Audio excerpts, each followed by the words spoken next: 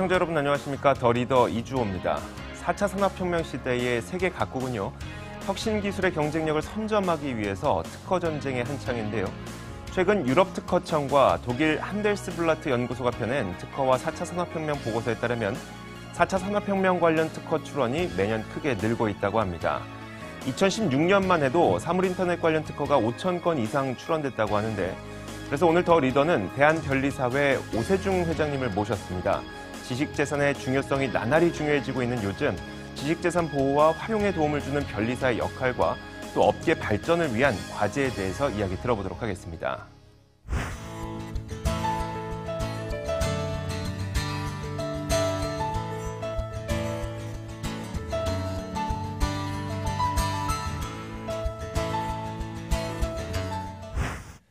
자, 오늘 더 리더 스튜디오에는요, 대한변리사회 오세중 회장을 모셨습니다. 어서 오세요. 예, 안녕하세요. 네, 반갑습니다. 참 바쁘신 가운데 시간 내주셔서 참 감사드립니다. 이번 대한변리사회 40대 회장으로 당선이 되셨고요. 이제 3월부터 회장으로 본격적인 임무를 지금 해오고 계시다고 하는데 회장으로 당선된 소감을 한마디 들어볼까요?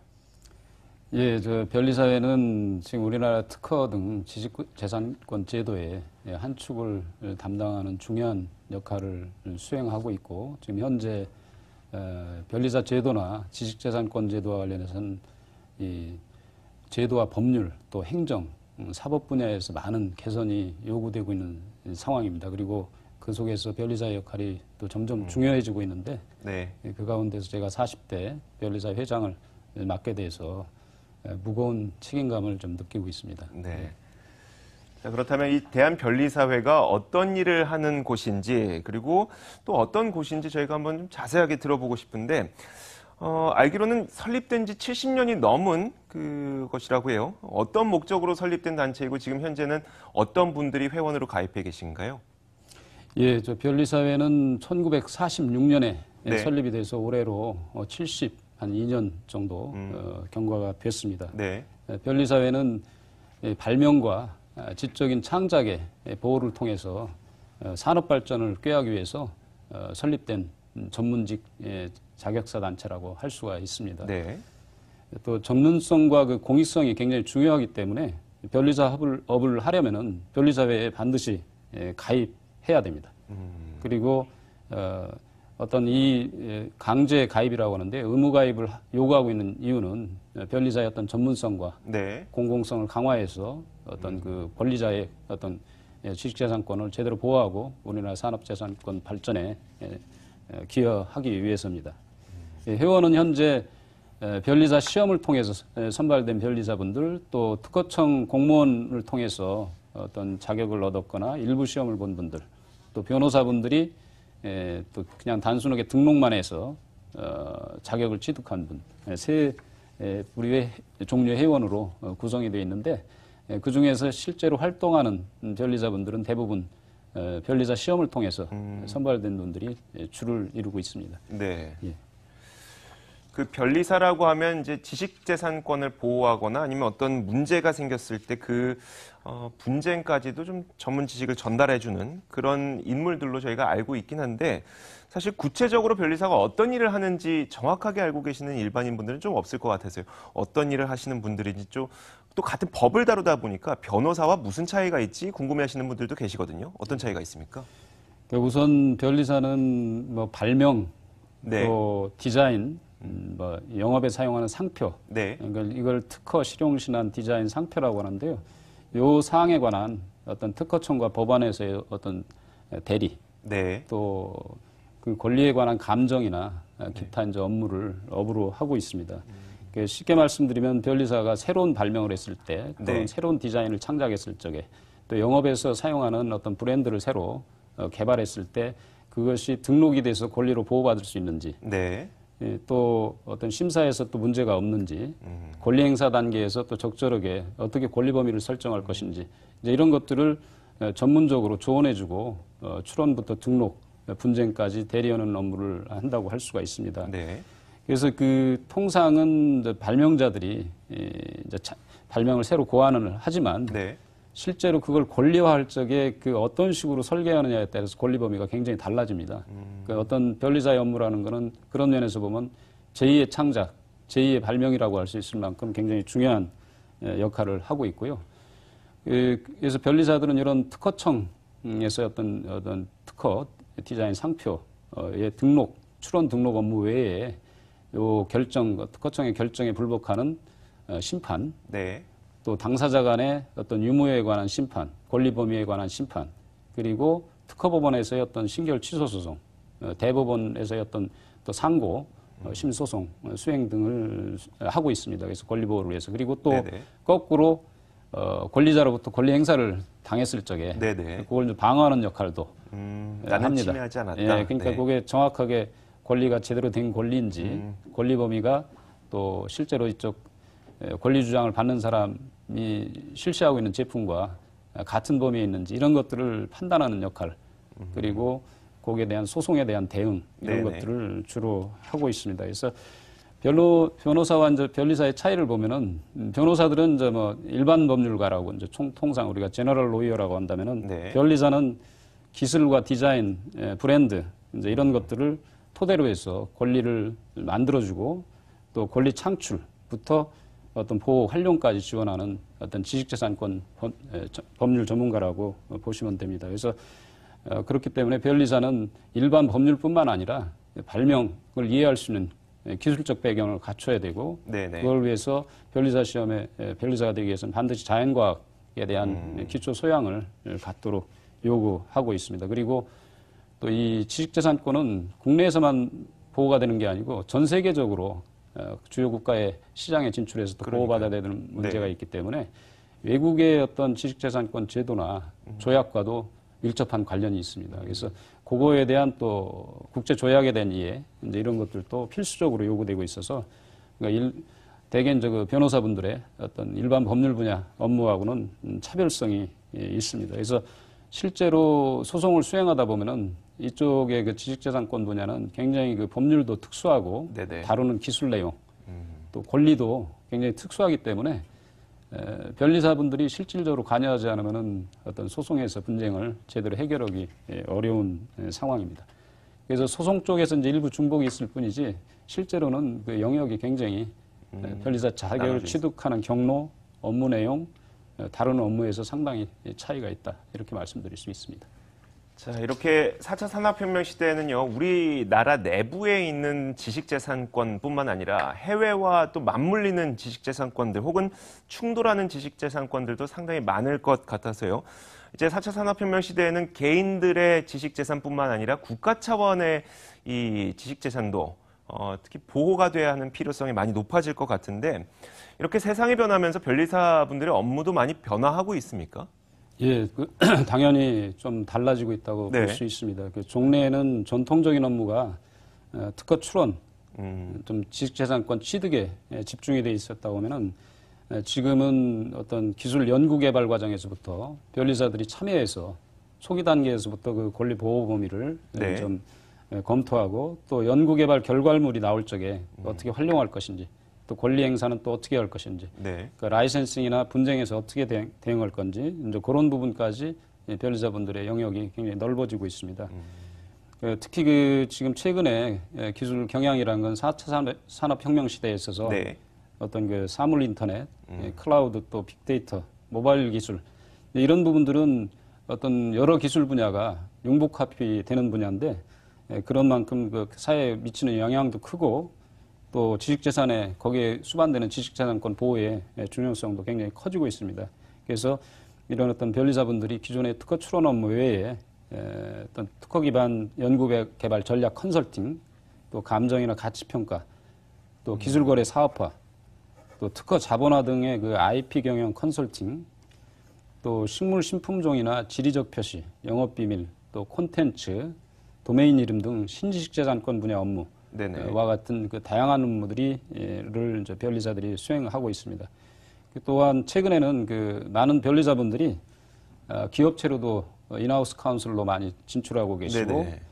또 대학교 산하협력단, 또 검찰이나 무역위원회, 공정위, 또 은행 네네. 다양한 분야에 진출해서 어떤 지식재산권을 전문적으로 다루고 어떤 사건 처리에 어떤 그 전문성을 높이고 있는 이제 그런 역할들을 하시고 계십니다. 네.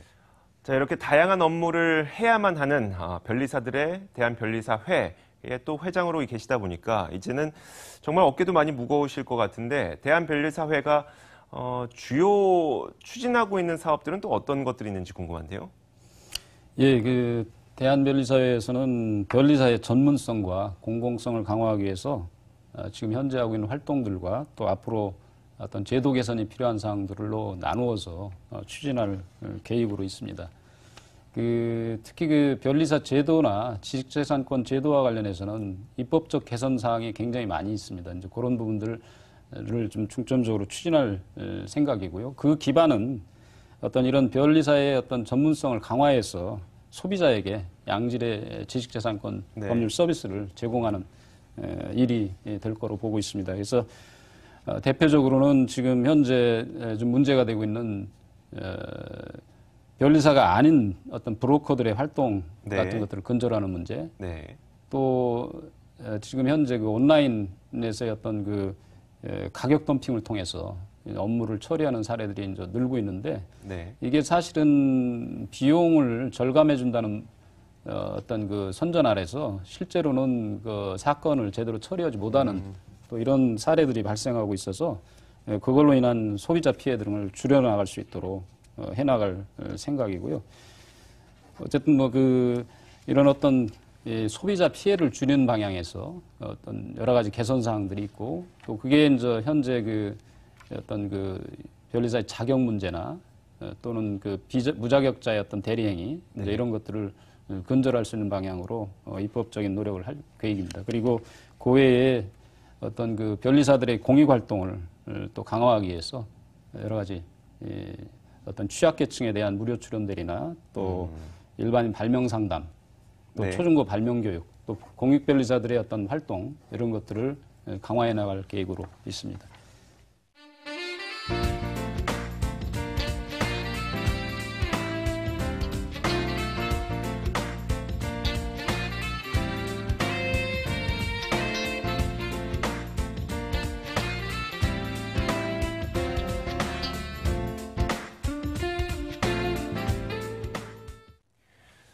이번에는 변리사 업계가 처한 몇 가지 현안에 대해서 이야기를 나눠보겠습니다. 사실 변리사와 변호사 간의 경쟁이 좀 심화가 되고 있는데요.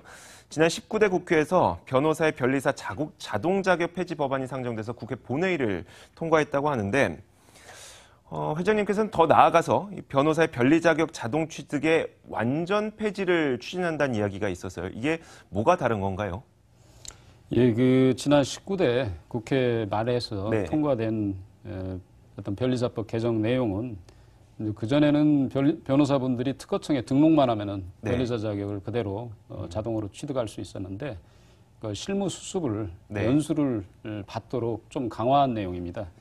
그래서 이제 연수를 받도록 하기는 했지만 어떤 시험이라는 자격 검증 절차를 거치지 않는다는 점에서 불완전한 폐지, 반쪽 폐지라고 할 수 있고요. 근데 이제 지금 대체적인 중론은 그 정도의 연수로 어떤 변리사의 전문성을 검증하기는 좀 어렵다는 의견들이 대다수입니다. 변리사 시험이 있는데 시험이 통상 평균 수험생들 공부 시간이 2, 3년이 걸리거든요.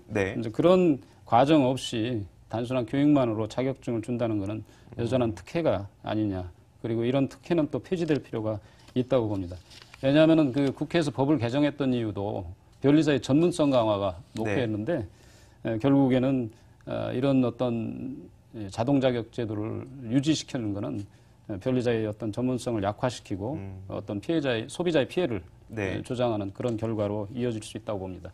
그리고 또 하나 대표적인 폐해는 이 자동 자격 취득 조항이 유지되는 것을 기화로 해서 일부 변호사분들이 법무법인에 이를테면 몇백 명의 법무법인 소속 변호사가 있다고 하면은 그 중에 한 명만 변리사 등록을 한 분이 있으면은 그 법무법인 이름으로 변리사 업무를 모두 수행할 수 있도록 하는 그런 행정소송을 제기해서 지금 현재 1심과 2심 고등법원 판결까지 특허청이 패소한 상황이었어요. 이 어떤 판결이 확정되면은 기존의 변리사 제도나 변리사법에 있는 특허법인 제도가 완전히 무력화되는 그런 결과를 초래할 것으로 우려되고 있습니다. 그래서 이런 걸로 이런 어떤 그 사례에서도 보더라도 지금 20대 국회에서는 어떤 그 변호사들의 어떤 특혜와 관련된 자동 자격 제도를 완전 폐지하는 방향으로 노력해 나갈 예정입니다. 이런 자동 자격 폐지 외에도 소송 대리권 문제도 변호사와 변리사 간의 첨예한 대립이 있다고 하는데 이 소송 대리권은 무엇인지와 이게 왜 중요한지도 설명해 주시겠어요? 예, 현재도 변리사들은 특허청의 어떤 처분에 불복하는 신결, 특허심판원의 신결에 대해서 특허법원과 대법원의 어떤 소송을 수행하는 업무를 하고 있습니다. 네. 이게 특허청의 처분에 관한 건데 그 처분이 대개 등록이 유효하냐, 또는 등록 결정이나 거부 결정이 거절 결정이 유효하냐 이런 거를 다루고 또 권리 범위에 관한 것도 다루는데 이 사안은 특허권에 관한 침해 소송, 민사 소송에서 다루는 쟁점과 동일합니다. 그런데 지금 신결 취소 소송, 특허법원과 대법원의 신결 취소 소송을 인정하고 있지만 일반 특허권 침해에 관한 민사 소송에서의 변리사의 소송 대리권은 인정되지 않고 있습니다. 그런데 사안이 고도의 어떤 전문적인 특허 등에 관한 사항이어서 변리사들 분들의 어떤 그 관여가 없으면은 제대로 판단할 수가 없는 이제 이런 상황이고요. 그래서 그런 상황에서 지금 왜 이걸 소송 대리권을 인정해 줘야 되냐? 결론은 법률 소비자들이 어떤 변리사들의 어떤 소송 대리권을 인정할 것을 요구하고 있기 때문입니다. 설문조사를 보면 응답자의 80% 이상이 변리사에게 소송 대리권이 인정돼야 한다고 답을 하고 있습니다. 그만큼 변호사보다 변리사가 특허권에 관해서는 전문성이 있다고 보는 거죠. 제가 이제 실제로 소송한 과정을 경험담을 토대로 말씀드리면 특허권 침해 관련 소송에서는 이제 변호사분들이 하는 분들도 계십니다만은 대부분은 변리사들이 대부분 실질적인 내용은 준비합니다. 사건의 검토부터 서면의 준비까지 다 준비하고 법원에 제출해놓고 법정은 변호사분들이 나가는데 때로는 이 내용 파악들을 잘 못하셔서 변리사들이 법정에 같이 가서 뒤에서 이제 도와드려야 되는, 그러니까 그걸 좀 저희 말로는 쪽지변론이라고 하는데 이제 재판장이 질문하면 답변을 못 하시는 경우들이 있는데 그럴 경우에는 또 변리사분들이 뒤에서 쪽지로 내용을 전달해서 변론을 수행하는 좀 웃지 못할 상황도 벌어지고 있습니다. 그래서 변리사들의 소송 대리권이라는 거는 뭐 변리사와 변호사 간의 직역 다툼을 떠나서 법률 소비자의 관점 그리고 발명가와 기업의 어떤 올바른 권리 보호라는 측면에서 좀 필요한 것으로 좀 판단하고 있고요. 그래서 소비자들한테 적절한 선택권이 보장이 돼야 한다고 봅니다. 그렇다면 이 소송 대리권 문제는 현재 어떤 식으로 진행이 되고 있습니까? 지금 현재 소송 대리권은 지난 17대 국회 이후에 계속 그 변리사들에게 소송 대리권을 부여하는 법안들이 발의됐다가 소관 상임위와 그 법사위를 통과하지 못해서 계속 무산이 됐고요. 20대 국회에서는 지금 현재 그 한국당과 민주당에서 각각 대표 발의하셔갖고 변리사들의 이제 소송 대리권을 좀 현재 법보다는 좀 약간 일부 후퇴한 공동 소송 대리권 형태로 좀 인정하는 법안이 지금 계류 중입니다. 근데 이게 사실은 뭐 소관 상임위인 산자위 조차도 통과를 못하고 있습니다. 거기에서 소위에서 변호사분들이 계셔갖고 반대하고 있기 때문인데요. 근데 지금 현재 변리사의 소송 대리권은 사실 변리사법에 명확하게 규정이 되어 있습니다.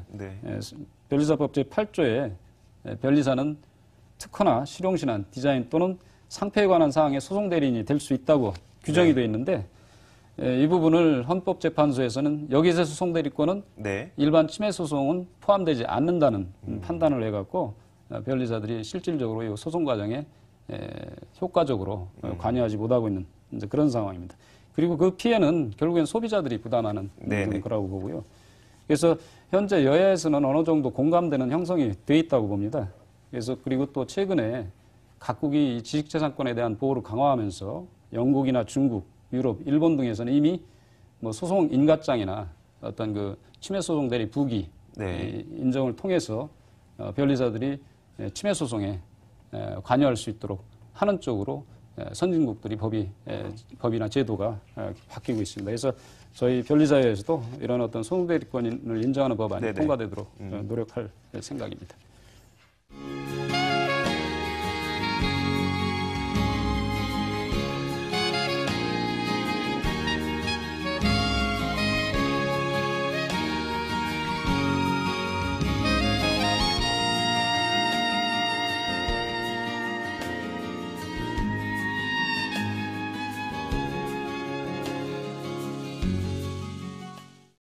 또 한 가지 최근에 그 이슈를 보면요. 앞서 한번 말씀을 해주시긴 하셨는데 무자격자들이 해외 특허 출원에 대리 업무를 한다고 해요. 그러다 보니까 또 국민들의 피해가 있다는 이야기도 있는데 어떤 문제점이 있는 겁니까, 지금?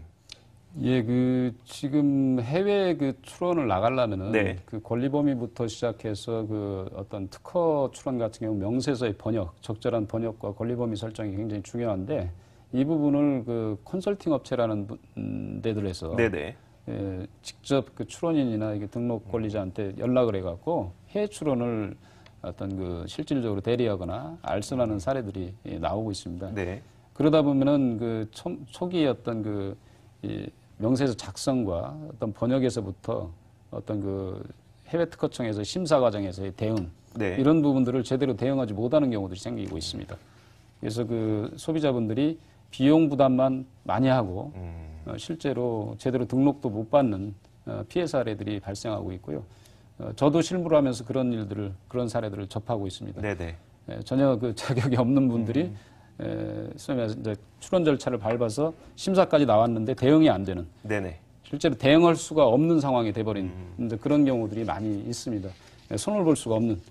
왜냐하면 특허라는 건 이미 출원해갖고 아이디어가 공개돼 버리면은 네. 그 다음에 소위 말해서 일정한 기간이 경과하면은 치유할 수 없는 경우들이 많이 생기거든요. 이제 그런 부분들을 모르고 그냥 출원만 해버리면은 네. 실제로 아무 쓸데없는 아이디어가 될 수가 있습니다. 그래서 이런 것들이 언론 보도를 통해서도 얘기가 됐고요. 그래서 저희 변리사회에서는 이런 무자격자의 어떤 해외 출원 대리나 이제 이런 것들을 강력하게 이제 조사해서 고발 등 조치를 취할 예정이고요. 또 민주당의 유동수 의원이 네.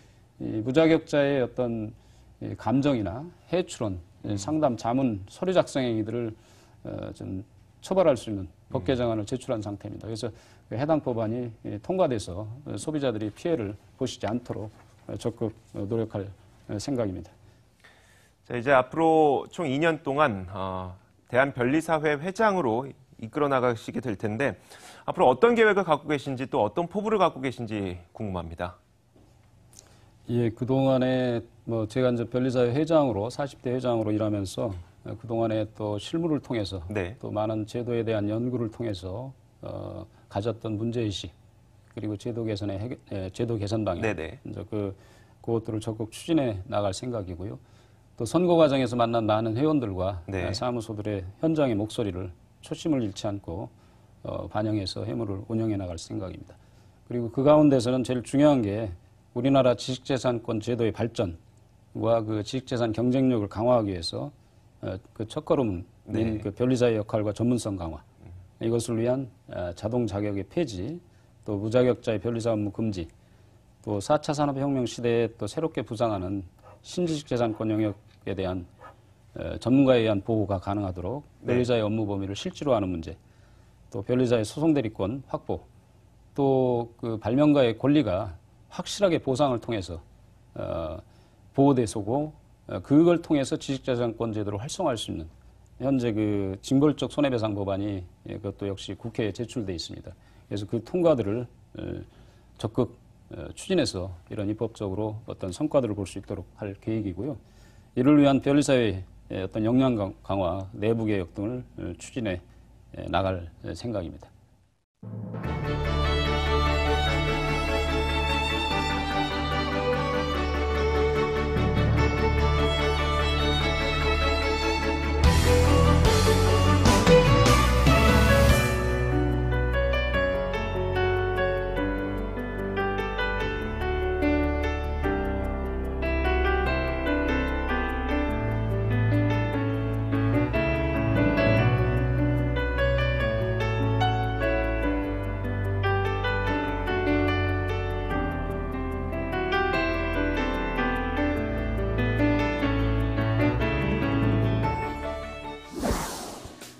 창조적인 아이디어가 한 나라의 미래를 바꿀 수 있는 시대, 특허를 포함한 지식재산권 보호와 또 활용에 앞장서는 변리사들의 역할이 그 어느 때보다 중요한 시점이 아닌가 싶습니다.